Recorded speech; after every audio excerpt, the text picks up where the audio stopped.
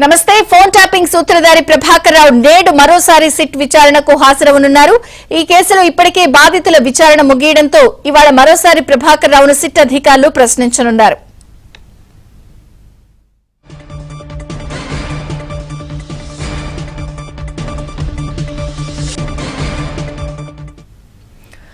ఇక ట్యాపింగ్ కేసులో మరొకసారి సిట్ అధికారులు ప్రభాకర్ రావును విచారించబోతున్నారు.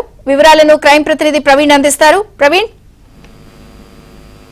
ఫోన్ ట్యాపింగ్ కేసులో కీలక నిందితుడిగా ఉన్నటువంటి ఎస్ఐబి మాజీ చీఫ్ ప్రభాకర్ రావు ఆరోసారి ఈ రోజు విచారణకు హాజరు కాబోతున్నారు. దాదాపు 15 రోజుల తర్వాత విరామం తర్వాత మరోసారి ఈ రోజు విచారణకు హాజరు కావాలని చిట్టు నోటీసులు ఇవ్వడంతో ఈ రోజు వ్యక్తిగతంగా విచారణకు హాజరు కాబోతున్నారు. 11 గంటలకు జూబ్లీహిల్స్ ఏసీపీ ముందు విచారణకు హాజరవుతారు.